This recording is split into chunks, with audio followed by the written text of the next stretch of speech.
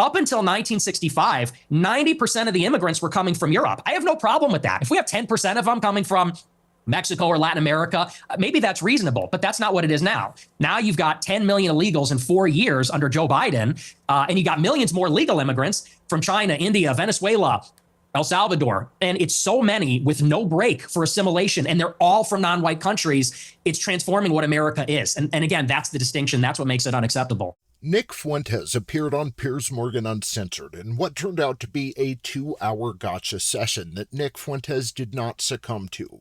I'm proud of Nick Fuentes. Not that he needs anything from me, especially my pride, but Fuentes has been through the ringer since his rise to fame, with being deplatformed, debanked, and constantly bobbing and weaving, if not taking the attacks head-on from larger media personalities who, well, they've tried to use Nick as an easy target for them to virtue signal off of. Folks like Ben Shapiro thought they could make themselves look better in comparison to Nick Fuentes, and it ended up blowing up in their face.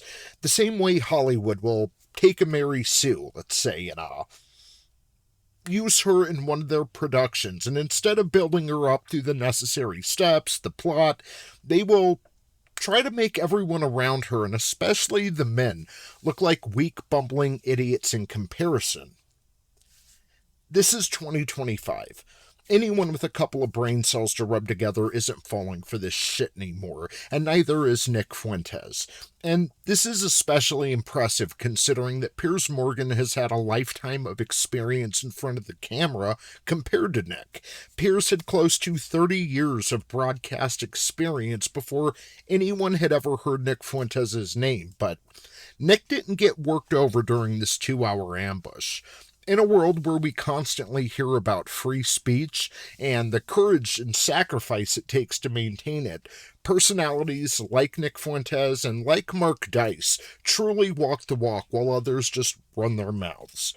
Thank you for taking the time out of your day to check out my analysis on the following clip, and God bless you. Without further ado, let's jump right into this, and I will see you on the other side. So I love where I came from. I love the city. It's a working class city. I love the people here. They're very good, humble, down to earth, decent people. And I guess I had my political, not to jump ahead, but this is a big part of where my political awakening came from. I sort of left this bubble, if you could call it that. When I went to college in 2016, I went to Boston University, and I read a lot of things online, and I realized the country does not look like LaGrange Park. It doesn't look like Western Springs or Hinsdale or Elmhurst. It looks very different. The country's undergoing a radical transformation because of immigration. And so I saw that and I said, this is not really a desirable change. I don't like the South Side of Chicago or the West Side or LA or certain parts of Boston as much as I like where I came from. And I guess that's what made me an American nationalist. I said, I want to preserve my home and the things that are familiar to me and the things I like about my home, what makes it America. Nick Fuentes hits the nail on the head when he's talking about the country going through a radical change because of immigration. My home has been decimated. Since I was a child until now, about 30 years later, my hometown isn't even recognizable. I'm not even able to walk down the street that I grew up on anymore while feeling safe, and that's crazy because it used to be a nice middle-class military neighborhood. I lived right next door to my elementary school and not far away from my junior high school, and about the time in the mid-90s when I was attending junior high is about the time it started getting really bad.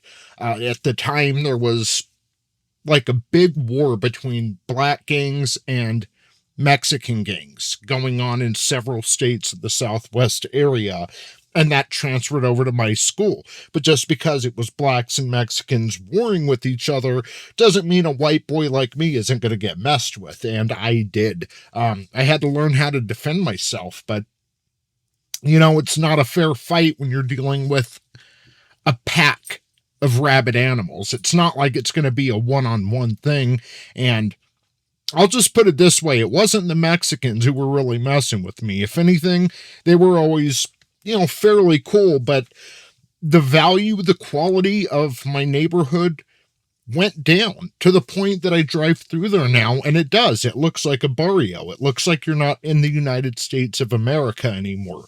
And we're told we need to accept that. We need to make sacrifices. That's bullshit. This is our birthright.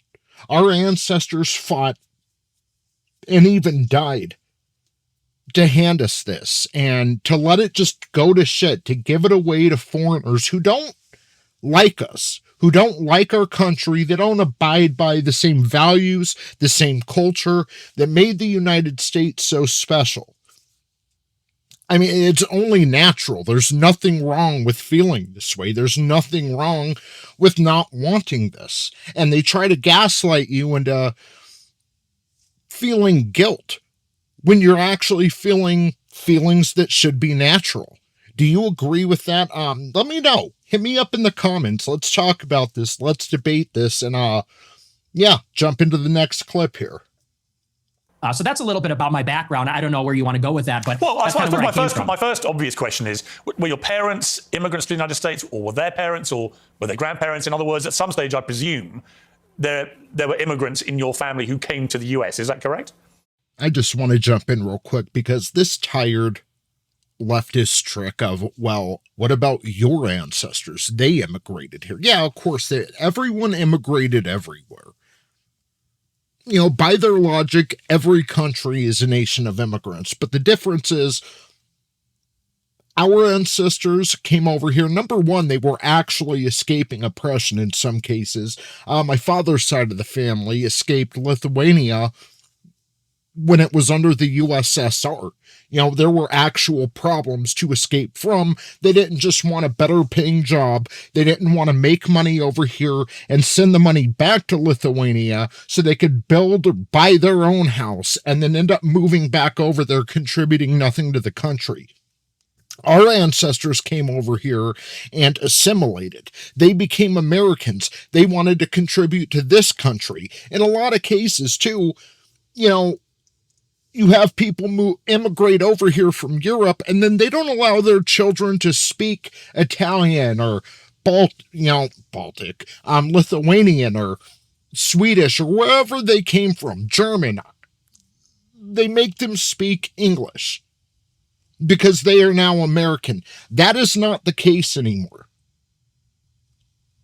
Multiculturalism does not work, and the modern day immigrants, they have no interest in assimilating with our culture, with speaking English. They want to raise their country flags. They want to do things that aren't acceptable in our culture, and we're supposed to just stand by and watch it. We're supposed to just stand by, say nothing, or you're racist, you bigot. I'm so sick of this argument. Well, you're a child of immigrants. You're a grandchild of immigrants. No, it's not the same thing by any stretch. And Nick is about to explain that. Let's jump back in. There were. I believe my mother was fourth generation and my father was third generation. So their ancestors came here on my mom's side in the 1860s, I believe, the first wave of Italian immigration. My father's ancestors, I think they came around the turn of the century in 1900. So your view of immigration, and we'll get to the specifics about your views on immigration, are they not affected at all by the fact that if it wasn't for immigration, you wouldn't exist as an American? Well, I would certainly exist, but like you said, maybe not as an American. Certainly that's influenced in some measure. But I think that the kind of immigration that we had for a long time in the country, it's different than the immigration that we have now. And let's just say for openers, it's different immigrants. They're coming from a different place with a different culture, a different religion.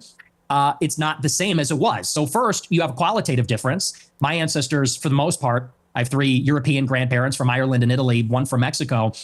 They came from Europe. They came from a society where there's a common ancestry, there's a common religion, common civilization. The people that have come in since 65, since Hart-Celler, they're coming from China, India, the Northern Triangle, Mexico, Venezuela. And so first, they're just different people. Secondly, it's a quantitative difference. There's way more, and it's an unceasing, always increasing wave.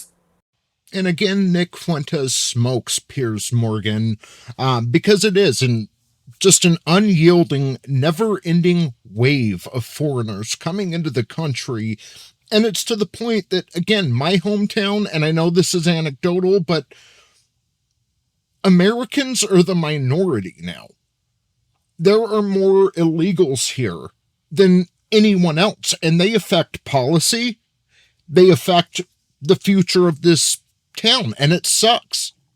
It sucks to have helped build this, and granted, my town exploded from the 90s till now. We've more than quadrupled in size, but most of it is illegals, and it used to be cheap here. Ever since, really, COVID, prices have skyrocketed, but even without that, wages should be higher. I remember when I was a kid that people used to say that illegals would drive wages down. And these bleeding hearts, these far lefties, same back then, let them in. They just want a better opportunity. They want a better chance at life. What makes you so special that you get to live in this country and they don't? And again, number one, it's my birthright. My ancestors sweat, they bled, they helped build this country. But now it's those same bleeding hearts out there complaining about wages, complaining about business owners, that they can't make a living. Well, it's your fault. We shouldn't have let this happen in the first place. Immigration has been an issue my entire life. And that's a sign of a failing society when we have problems that we don't solve. For the first 3 or 4 waves of immigration, you would have a major influx of immigrants and then it would stop. And then you'd have another wave and then it would stop. This one, it just keeps going up for 35 years and it's too many. So that's really where I would draw the distinction between maybe where I originate from. I would even just simply call that immigration. What this is an invasion. It's a completely different policy. But you mentioned, can't even call it the same thing. You mentioned Mexico in that list, and your father is half Mexican. So, yeah, I mean, by your criteria, part of the invasion would include your father, presumably, and his immediate descendants who came from Mexico. Not really true, because when my father's ancestors came here, it was a small fraction of the total immigrants that came from Mexico. I don't believe that we should have 0 immigrants forever, or even 0 immigrants from non-white countries. But you have to draw the distinction. My father's father, he was here in the 40s and 50s. It was his parents, or I believe either his parents or grandparents, that came here even earlier. Up until 1965, 90% of the immigrants were coming from Europe. I have no problem with that. If we have 10% of them coming from Mexico or Latin America, maybe that's reasonable, but that's not what it is now.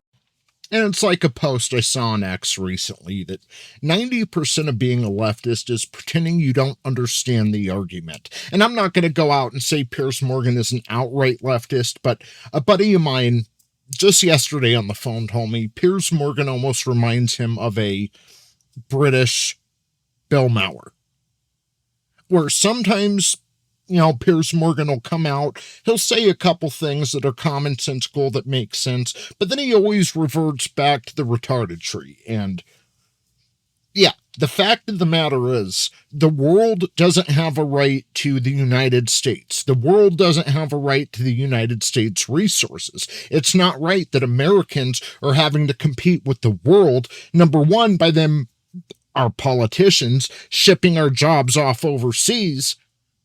But number two, here at home, we have illegals taking a bunch of jobs, and then we're importing Indians and other ethnicities legally and giving them H-1B visas. We should not have to compete. Almost everyone I know is struggling. People who have worked hard their entire lives, who are just trying to achieve the American dreams, people who did pull themselves up by the bootstraps, people who believed in this country. They believed in Donald Trump. They believed that there was something worth fighting for, and there is. But not when our own representatives, not when our own politicians continue to stab us in the back and enrich themselves at the cost of everyone else's livelihood. It's good for the few, but brutal to the many. It does not have to be this way. And Nick Fuentes is on the front lines fighting for people like you and me, even when he goes unappreciated, even when he's unfairly labeled, unfairly deplatformed, unfairly debanked. And yeah, you just got to respect that. You got to give the guy props. The Overton window is shifting. But man, we've got some serious problems in this country, and it is heating up quick. I'm going to leave it there for today. Thank you so much for staying to the end. If you want to do me a favor, please subscribe. Please like this video. We're on our way up. Just another voice out there speaking truth. My name is Monotony. I love you, and God bless you. Have a great day.